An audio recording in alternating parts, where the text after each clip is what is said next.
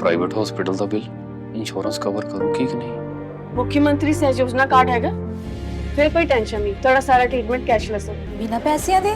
जी हाँ, ਹਰੇਕ ਨਾਗਰਿਕ ਜਿਹੜਾ ਹੈ ਉਹ ਮੁੱਖ ਮੰਤਰੀ ਸਿਹਤ ਕਾਰਡ ਜਦੋਂ ਬਣ ਗਿਆ ਤਾਂ ਉਹ 10 ਲੱਖ ਰੁਪਏ ਦਾ ਮੁਫਤ ਤੇ ਕੈਸ਼ਲੈਸ ਜਿਹੜਾ ਇਲਾਜ ਕਰਾਉਣ ਦੇ काबिल भी होगा, एलिजिबल भी होगा। पंजाब सरकार लेकर आई है दुनिया की पहली सेहत योजना। अब पैसे के कारण पंजाब का कोई भी नागरिक बढ़िया इलाज से वंचित नहीं रहेगा।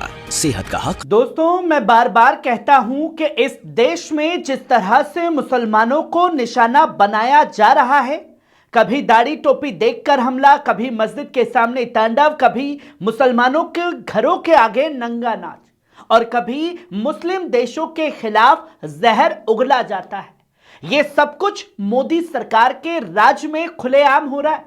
सरकार या तो इसे रोकने में नाकाम है या यूं कहें कि चुप रहकर इसका समर्थन कर रही है।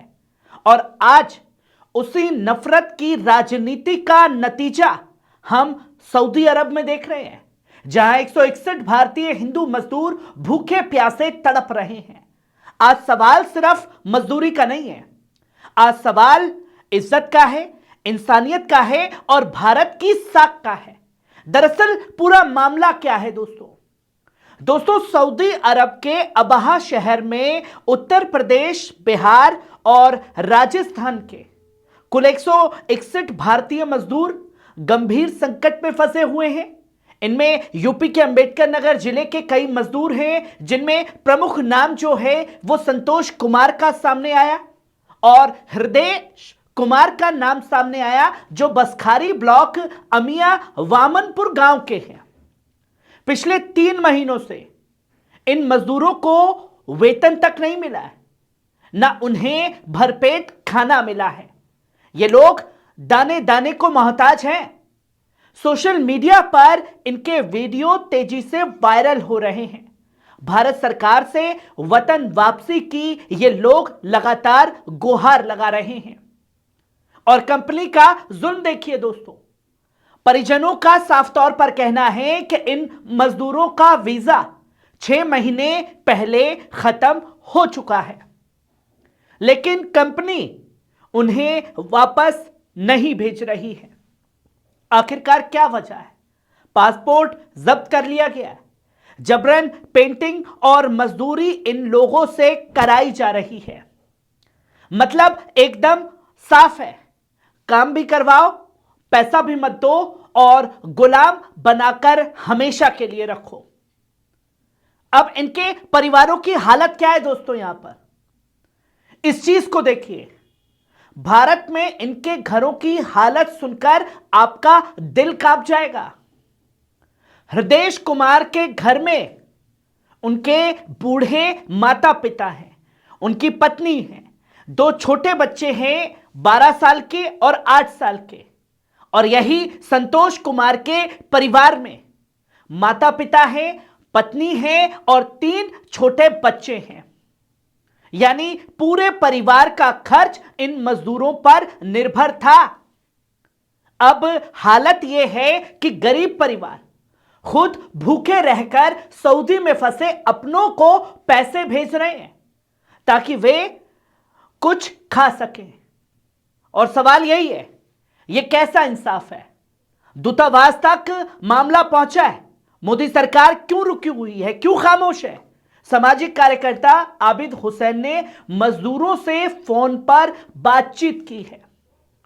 पूरा मामला भारत सरकार और जिद्दा स्थित भारतीय दूतावास को भेजा गया है, जिसमें गोरखपुर, संत कबीर नगर, लखनऊ, लखीमपुर और साथ ही साथ आजमगढ़ और बस्ती के लोग शामिल हैं। इन जिलों के मजदूर भी इसी समूह में हैं। सबकी एक ही मांग है, हमें घर वापस भेजो, हमें घर वापस बुलाओ। पर सरकार की हठधर्मी देखिए कि खामोशी ओढ़ करके बैठी हुई है। दोस्तों, सऊदी अरब खुद को इस्लामिक दुनिया का नेता बनाना चाहता है, दुनिया भर के मुस्लिम संगठनों को फंड देता रहता है, मक्का और मदीना का संरक्षक बनकर पूरी उम्मत पर प्रभाव चाहता है। लेकिन हकीकत क्या है दोस्तों?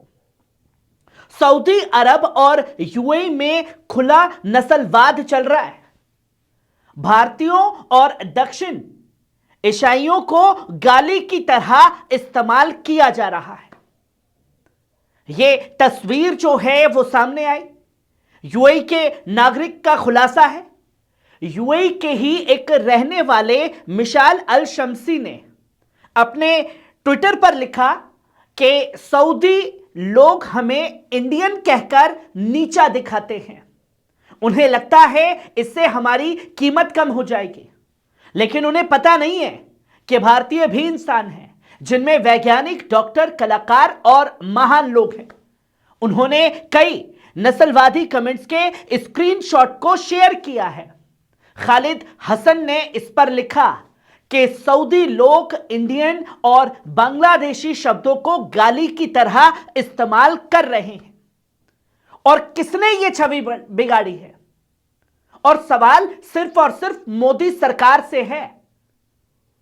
जब देश में खास तौर पर मुसलमानों को निशाना बनाया जाता है तो क्या दुनिया ये नहीं देखती? जब मुस्लिम देशों को गाली दी जाती है तो क्या उसका असर बाहर नहीं पड़ता है? आज जो तस्वीर सामने आ रही है, 161 भारतीय मजदूर भूखे हैं। आखिरकार क्यों? इसकी क्या वजह है? क्योंकि भारत की इज्जत कमजोर हुई है इस नफरती प्रोपागेंडा के चलते, नफरती एजेंडे के चलते। सऊदी में भारतीय मजदूर फंसे हैं, लेकिन सरकार की आवाज क्यों नहीं सुनाई देती? क्यों इस पर विदेश मंत्री चुप हैं? क्यों प्रधानमंत्री चुप है? यहां मामला हिंदू मुसलमान का नहीं है। 161 भारतीय हिंदू फंसे हुए हैं। क्या यह वोट बैंक नहीं है? यह सच लोगों के सामने है दोस्तों। नफरत की राजनीति सीमा नहीं देखती है। आज भारत में मुसलमानों को निशाना बनाया गया, कल सऊदी में हिंदुओं को निशाना बनाया गया और तस्वीर सामने आई है, भारतीयों को गाली की तरह इस्तेमाल किया जा रहा है। जहर एक ही है, बस निशाना बदल जाता है। इसका समाधान क्या है और सरकार को क्यों जरूरी कदम उठाने चाहिए? सरकार तुरंत मजदूरों को वापस लाए, कंपनी पर कार्रवाई करे, सऊदी सरकार से जवाब मांगे, भारतीय नागरिकों की सुरक्षा को सुनिश्चित किया जाए और देश में नफरत बंद करने के लिए कोई ठोस कदम उठाया जाए, जिससे और किसी भाई को वहां ऐसी दिक्कतों का सामना ना करना पड़े। यह सिर्फ 161 मजदूरों की कहानी नहीं है, यह भारत की इज्जत की कहानी है दोस्तों। अगर आज हम चुप रहे तो कल और लोग फंसेंगे। और मैं फिर कहता हूं, नफरत का रास्ता हमेशा अपमान पर ले जाता है। आज जरूरत है इंसानियत की, ना कि मजहब की राजनीति की। मैं हूं आपका दोस्त नदीम अकरम और आप देख रहे थे पल पल न्यूज।